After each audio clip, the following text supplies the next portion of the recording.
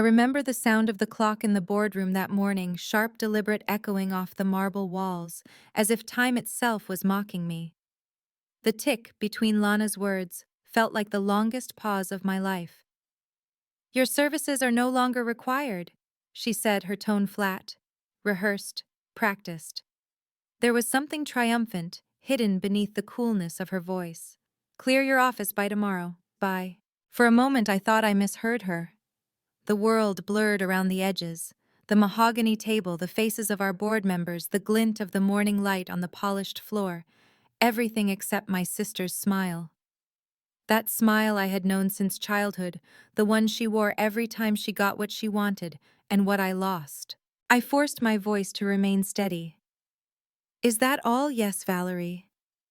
"That will be all," she replied, without even looking at me, already turning her attention to the next agenda item, as if firing me were a minor housekeeping task. It was over 15 years of service, of late nights and early mornings, of holding our family's company together through crisis after crisis. Connors and Tate Solutions wasn't just my job, it was my identity. My grandfather had founded it. My father had expanded it, and I had saved it more times than I could count. Yet there I was, dismissed by my own sister, in front of people who once looked to me for direction. I stood, every muscle in my body taut with restrained fury. "Thank you, everyone," I said quietly, nodding to the room. My heart was pounding, but I refused to give her the satisfaction of seeing me break. I gathered my notepad, straightened my blazer, and walked out. The heavy door closed behind me with a soft click, the kind of sound that feels final. Inside I was screaming. "My name is Valerie Connors, 43 years old, and until 10 minutes ago, I was the executive vice president of operations at Connors and Tate, the company I had helped grow from a struggling regional logistics firm into a national powerhouse. Now, I was nobody. At least that's what Lana thought." My assistant Natalie looked up as I entered my corner office. Her eyes widened immediately. "Val, what happened in there?" I closed the door behind me and exhaled slowly.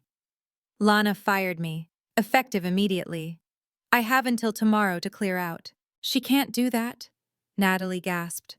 "Without you, this place—" "She can," I interrupted. And she did. For a few seconds I let the silence hang between us, then something within me shifted. The shock melted away, replaced by a cold clarity I hadn't felt in years. I opened my desk drawer and pulled out a leather portfolio, thick, worn, and deliberately unassuming. I'd kept it for this very moment. "Natalie," I said calmly, "remember when I restructured the operations division 5 years ago and created a consulting LLC VC strategy group?" She blinked, confused at first, then realization dawned. "You mean the one that technically holds all the client contracts?" I smiled faintly. "Exactly that one." Inside the portfolio were meticulously organized contracts, service agreements, and legal documents I'd drafted over years. On paper, it had looked like a simple efficiency measure. In reality, it was my escape hatch, my insurance policy against the inevitable. I had always known that one day Lana's jealousy would lead her to this. My father, James Connors, had adored her, the golden daughter with the charming smile, the one who could light up a room without saying a word. I was the one in the shadows, building spreadsheets, securing contracts, doing the grunt work that made her glory possible. I used to think Dad's favoritism would fade with time. It didn't. "You're too intense, Val," he'd say when I disagreed with a decision. "You make people uncomfortable. Let Lana handle the public side." So I did. I handled everything else, the clients, the logistics, the systems that made the business run. While Lana smiled at cocktail parties, I was in warehouses at midnight solving supply chain crises. She got applause, I got results. 5 years ago, when the whispers of Dad's retirement began, I saw what was coming. With my attorney's help, I created VC Strategy Group LLC, a consulting entity with one exclusive client, Connors and Tate Solutions. On paper, it seemed like a tax optimization structure. In truth, I had quietly transferred every major client relationship under that entity. Connors and Tate became the fulfillment partner. I was the contracting party. Every invoice, every renewal, every key client relationship flowed through me. Dad signed off on it without question. Why would he? It improved revenue and client retention, all things he credited to Lana's leadership. And so I waited, patiently. That afternoon, as I packed my office, the phone rang. Valerie came the voice of Beth Winters from Skyline Distribution, our largest client. What's going on? Your sister just emailed saying she's my new point of contact. I smiled, though she couldn't see it. Good morning, Beth. Yes, there have been some changes. Lana is the new CEO. But our agreement is with you, Valerie. The contract is under VC Strategy Group, not Connors and Tate. That's correct, I said softly. I don't think she's reviewed the contracts yet. Would you like me to clarify things with her? Please do. We signed with you, not with her.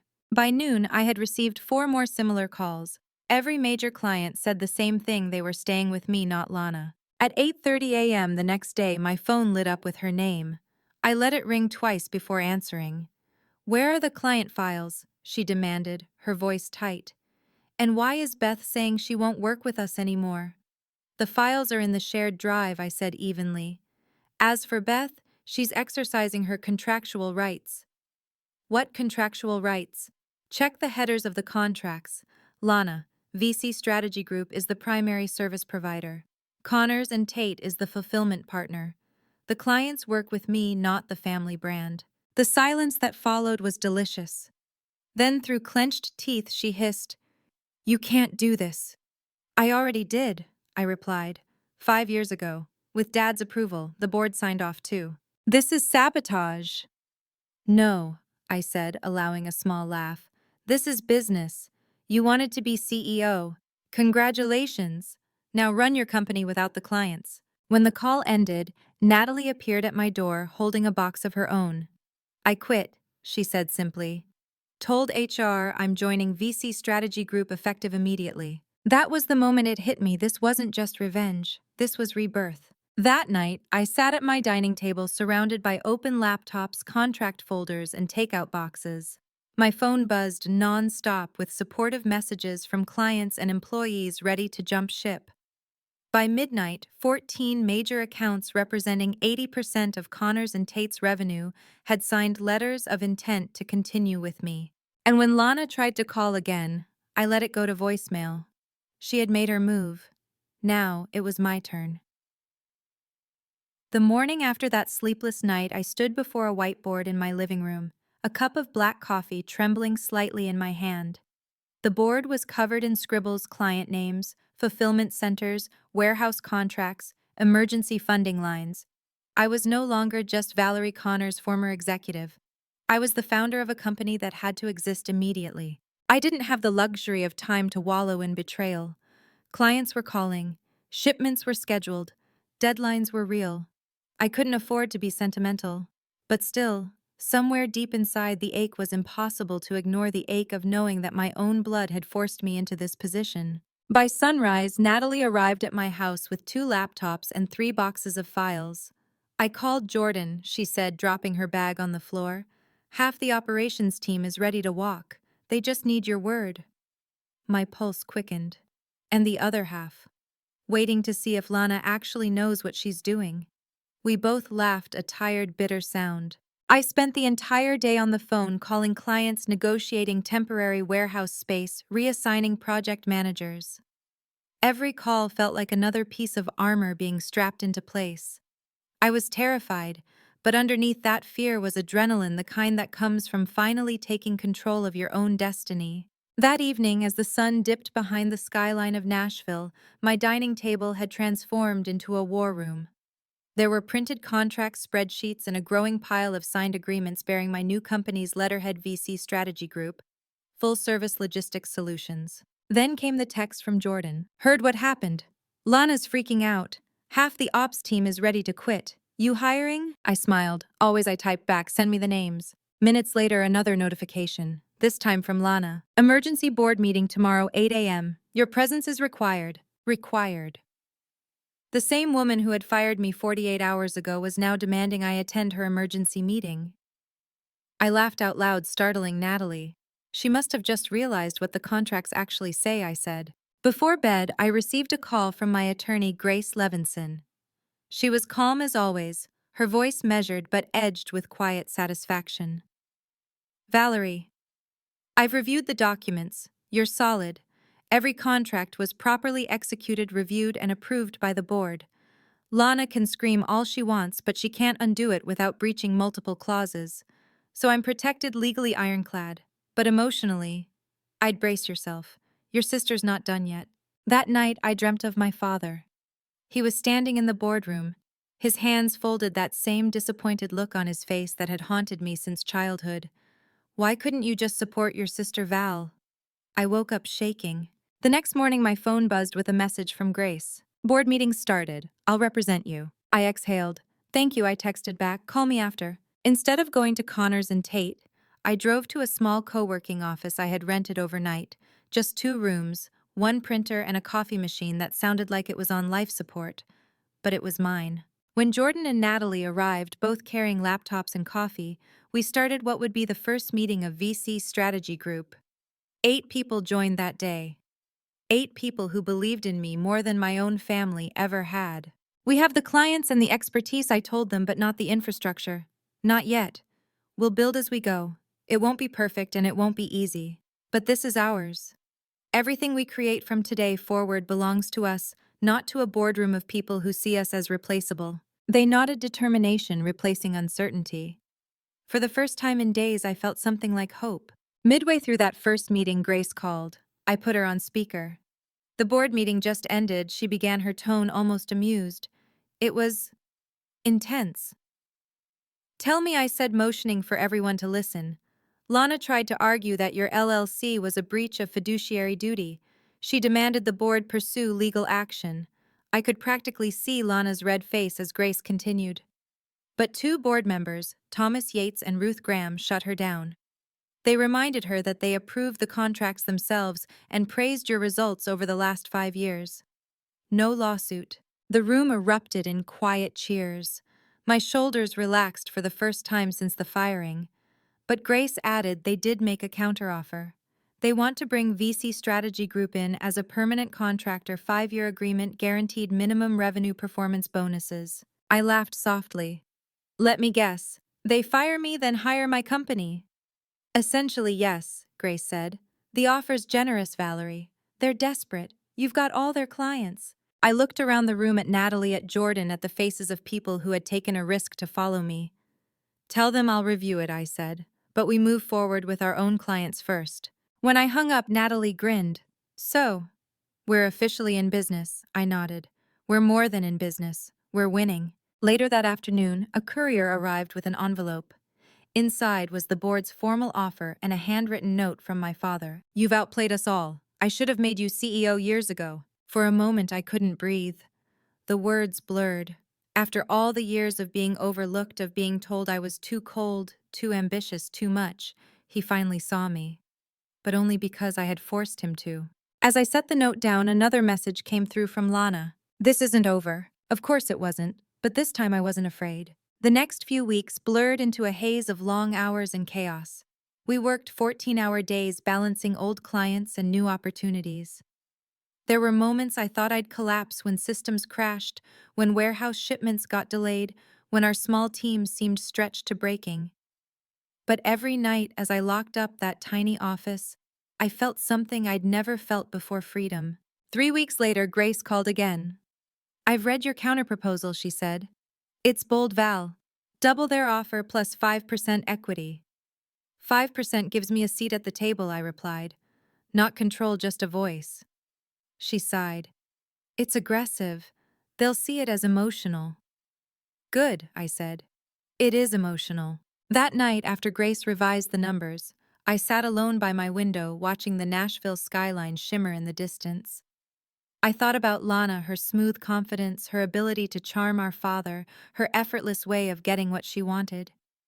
And then I thought about me, the invisible one, the fixer, the woman who built everything but was never allowed to own it. Now I finally did. The day Lana asked to meet me felt like walking toward a storm I'd seen brewing for years. Grace had called earlier that morning, her tone careful. She requested a private meeting. No lawyers, no board members. Just the 2 of you. I hesitated. What could she possibly want to say? Grace exhaled softly. Closure, maybe. Or another strike. Either way, you should go, but go on your terms. By noon, I found myself standing outside a small coffee shop halfway between her office and mine. The glass door reflected my own face back at me. Tired eyes, drawn lines from too many sleepless nights. But also something new. Power. Independence. Inside, Lana was already seated. She wore one of her immaculate cream blazers, her hair pinned in that effortless twist she'd perfected in college. Even now, she looked like the golden child our parents adored, the one who could make failure look like poise. "You look tired," she said, as if we were two sisters catching up after a long trip. "Building a company is exhausting," I replied flatly. "You'd know that if you'd ever done it." Her lips curved faintly. "Still sharp, I see." I took a sip of my coffee, waiting. She was circling something. I could feel it. Lana had never been direct. She thrived on implication and subtext, making others twist in uncertainty. Finally, she said, "I've been thinking about why you created that LLC in the first place." I met her eyes. "Enlighten me. You never trusted us. Not me, not Dad, not the board. You always needed a safety net." Her words stung because they weren't entirely wrong.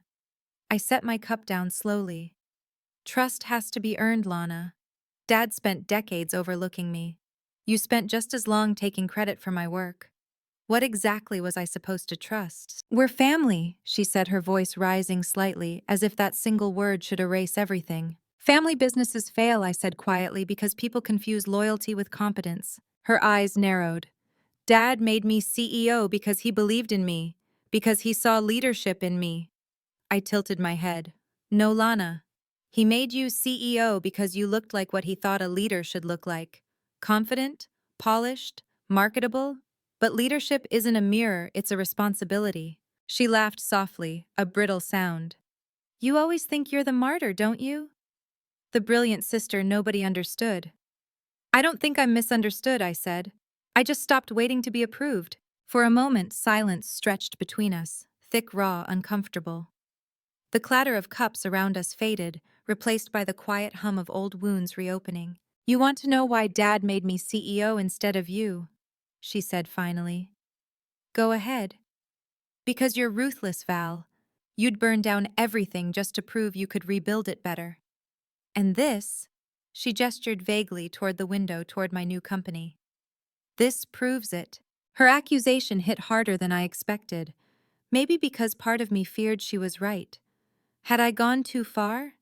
Had I destroyed what my family built just to prove a point? "I didn't burn anything down," I said quietly.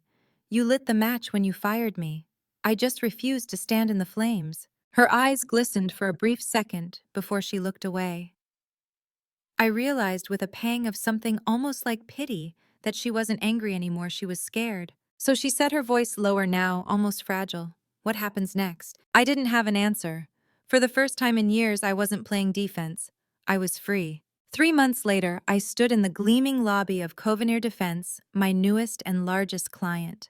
The marble floors reflected the sunlight pouring through the glass facade, and the air smelled faintly of fresh paint and polished ambition. Our contract with them had just pushed VC Strategy Group's annual revenue past $40 million, nearly double what I'd managed back at Connors and Tate. Edward Hughes, their procurement director, walked beside me as we toured their facility. "Impressive operation you've built in such a short time," he said. I smiled. We had a head start. A strong foundation just needed a fresh banner. "And without the family drama, I hope," he added with a knowing grin. I laughed softly. "Every business has its evolution story." He chuckled. "Fair enough. We're excited to work with you directly, Valerie.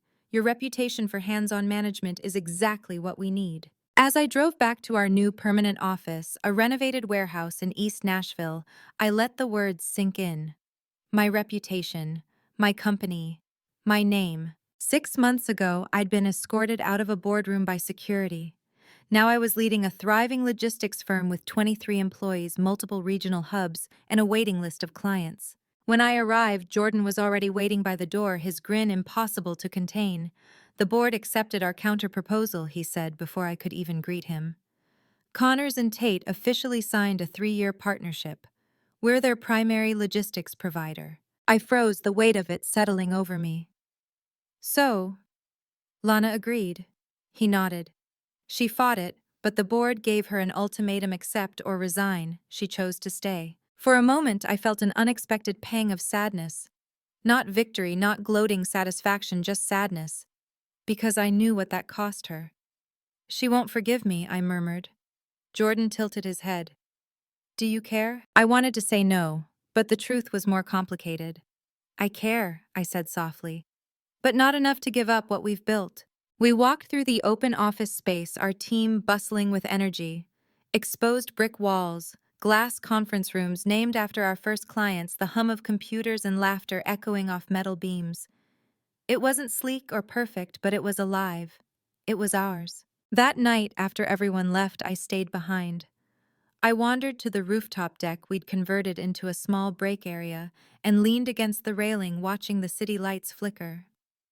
Somewhere out there, Lana was probably sitting in her office facing the board she'd once controlled. I wondered what she saw when she thought of me now. The sister she'd underestimated, the rival she created. My phone buzzed, a message from my father. Lunch tomorrow, just us, please. For a long time I stared at it before replying. Okay. He looked older when I saw him. Not just tired, aged. The weight of the company's near collapse had carved new lines around his eyes. We met at his favorite steakhouse, the same one where he used to bring me as a little girl after board meetings. You look good, Val, he said as I sat down. Success suits you. Thank you, I replied cautiously. He sighed, his shoulders slumping. I owe you an apology. Several, actually. I waited. I should have made you CEO when I stepped down, he said finally. I was blinded by tradition. The oldest child inherits the crown, right? That's what my father taught me. But I was wrong. You earned it. Lana. She inherited it. I didn't know what to say. The man who had dismissed my ideas for decades was finally admitting he'd been wrong. Dad. I said quietly, you did what you thought was right. He shook his head. What I thought was easy. Then he looked at me with an expression I'd never seen before, one of humility. The board wants to bring you back. Not just your company, you as CEO. I froze. And Lana, she'd transitioned to Chief Marketing Officer. Her strength has always been presentation, not management. She'll never accept that. She already has, he said, surprising me. On one condition, that the two of you find a way to repair your relationship. I stared at him. After everything, the firing, the humiliation, the sleepless nights, he wanted reconciliation. Dad, I don't know if that's possible. He smiled sadly. Maybe not. But isn't it worth trying? I looked down at my hands, the same hands that had built and rebuilt, held and let go, fought and created. Maybe it was worth trying. That evening, as I left the restaurant and walked into the cool autumn air, I thought about the word revenge. It used to taste like satisfaction. Now it tasted like ash. Because what I had gained wasn't revenge, it was independence. It was proof that I could survive being discarded by the people who should have protected me. Back at our new headquarters, I stood outside the illuminated sign that read VC Strategy Group. 35 employees now. Multi-million-dollar contracts. Even Connors and Tate as our client. My sister's betrayal had given me something she never intended: freedom, purpose, and power. And as I looked at that glowing sign, I whispered to myself, this is the empire I was meant to build. If my story touched you, if you've ever been underestimated, dismissed, or betrayed by those closest to you, I hope you remember this. Sometimes being pushed out is the universe's way of pushing you forward. Please like, share, and subscribe for more stories like mine. Stories about strength, redemption, and the quiet revenge of becoming unstoppable.